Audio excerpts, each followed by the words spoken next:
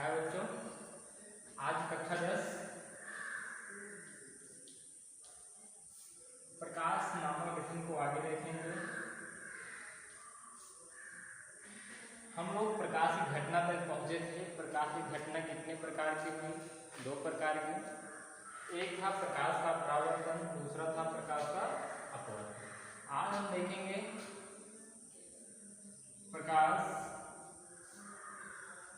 का परावर्तन।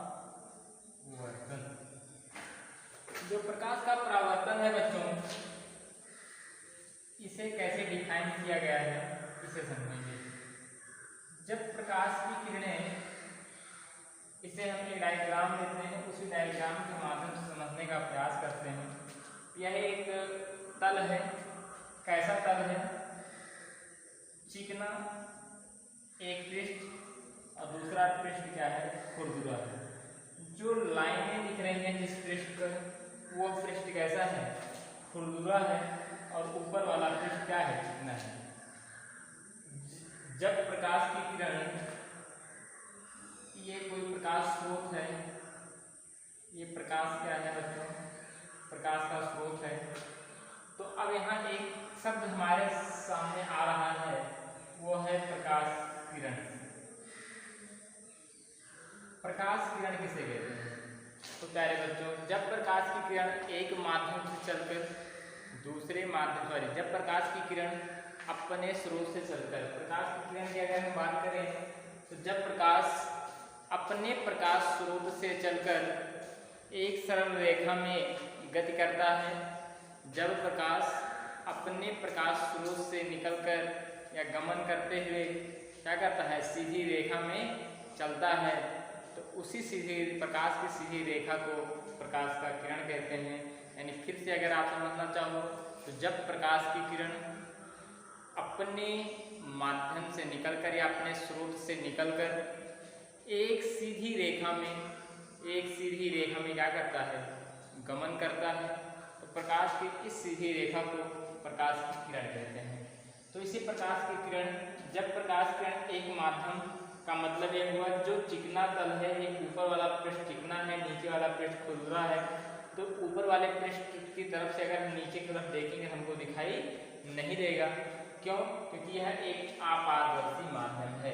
यानी अगर आपके क्वेश्चन में ऐसा प्रश्न बनाया, पेपर में ऐसा क्वेश्चन बन जाए कि वह कौन सा पृष्ठ है जिस पर प्रकाश का परावर्तन सबसे अधिक होगा, तो वह पृष्ठ, वह पदार्थ कैसा होगा? अपारदर्शी पदार्थ होगा। लेकिन पृष्ठ कैसा होगा? चिकना होगा। ऐसा नहीं कि अपारदर्शी पदार्थ हो लेकिन वो चिकना न हो। चिकना न होने के कारण प्रकाश की किरणें अवशोषित हो जाएंगी और वो टकराकर वापस नहीं लौटेंगी। और क्यों? क्योंकि टकराकर वापस लौटने की घटना को ही बच्चों प्रकाश का परावर्तन कहा जाता है। तो अब प्रकाश की किरण क्या होगी? इस माध्यम से चलेगी, यानी शुरू से चलेगी और यह पहले माध्यम से क्या होगी? टकराएगी। और पहले माध्यम टकरा कर यह लौट जाएगी कहाँ? जिस माध्यम से आई थी उसी माध्यम में यह माध्यम को पार नहीं कर पाएगी। यही घटना क्या कहलाएगी? प्रकाश का परावर्तन कहलाएगी। जब प्रकाश किरण एक माध्यम से चलकर दूसरे माध्यम की तरफ से टकराकर पुनः अपने ही माध्यम में वापस लौट जाते हैं, ये घटना प्रकाश का परावर्तन कहलाता है। कैसे? इसे और अच्छे तरीके से समझने का प्रयास करो। क्या कह रहा है कि जब प्रकाश की किरण, एक प्रकाश की किरण हम यहाँ लेते हैं, ये आई और इस तरह से टकराई कहाँ? चिकनी वाले पृष्ठ से, और टकराकर पुनः अपने माध्यम में क्या हो रही है बच्चों? वापस लौटती हुई दिखाई दे रही है। इस प्रकार ये प्रकाश किरण यहाँ आती है और अपने माध्यम में क्या होती है? वापस लौट जाती है। जब प्रकाश किरण एक माध्यम मतलब स्रोत से निकलेगी, ये पहला माध्यम है और ये दूसरा माध्यम है। यानी अगर हम आपसे कहें N1 और N2 क्या है? प्रकाश का अपवर्तनांक है, इसे हम समझेंगे। अभी रहने दें, माध्यम ही लिख लेते हैं, हम मीडियम लिखते हैं। ये माध्यम 1 है और ये माध्यम 2 है।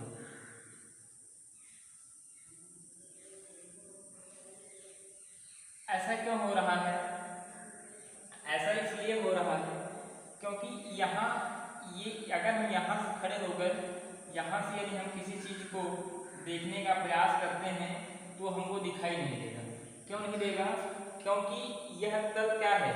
अपारदर्शी है। अपारदर्शी पृष्ठ में ही प्रकाश का परावर्तन होगा। यदि पृष्ठ पारदर्शी हो जाएगा तो प्रकाश का परावर्तन बहुत आंशिक हो जाएगा, बहुत कम हो जाएगा, और जो होगा भी वो हमें महसूस नहीं हो पाएगा कि प्रकाश का परावर्तन हो रहा है। तो अब क्या होगा? जब प्रकाश किरण एक माध्यम से चलेगी तो उसे कहेंगे आपतित किरण। अब समझ लिए माध्यम, अब इसे कहेंगे आपतित किरण। आपतित किरण जब ये टकराकर वापस लौटे तो कहेंगे परावर्तित किरण।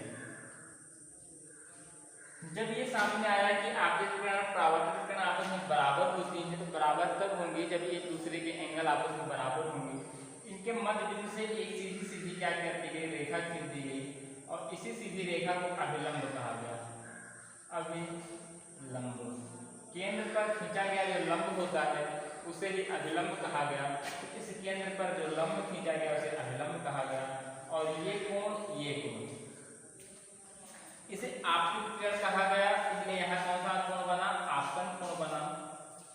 आपतन कोण इसे I द्वारा प्रदर्शित किया गया।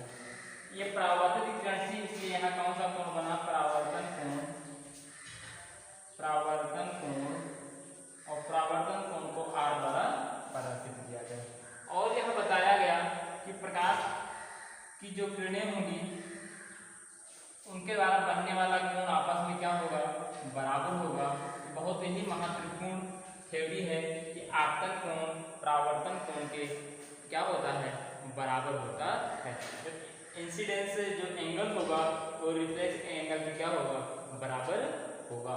अब हम आगे देखते हैं कि जब प्रकाश किरण एक माध्यम से चलकर दूसरे माध्यम से टकराकर पुनः अपने माध्यम में वापस लौटेगा, ये घटना प्रकाश का परावर्तन कहलाएगा। प्रकाश स्रोत से आने वाली प्रकाश किरण को आपतित किरण कहते हैं। चिकने तल से टकराकर वापस लौटने वाले प्रकाश की किरण को परावर्तित किरण कहते हैं। परावर्तित किरण और आपतित किरण के मध्य बिंदु से खींचे गई अभिलंबोत्तर रेखा को अभिलंब कहते हैं। आपतित किरण और अभिलंब के बीच बनने वाला कोण आपतन कोण कहलाता है।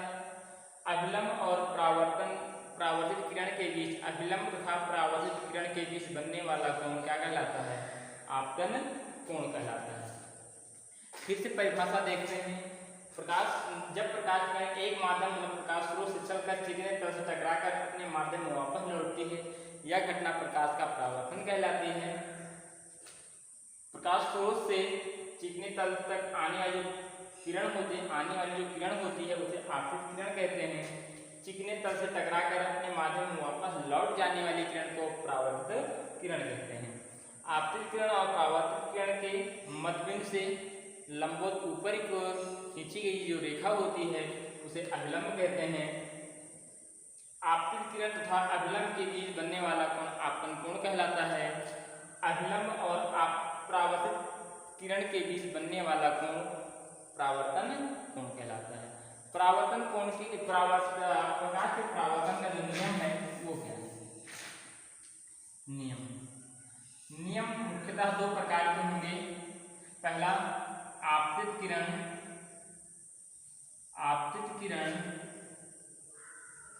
अभिलंब तथा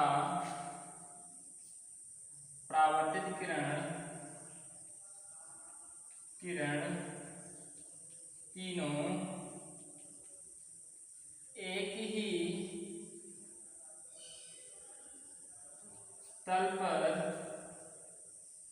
स्थित होते हैं। दूसरा नियम हमारा है परावर्तन कोण या आपतन कोण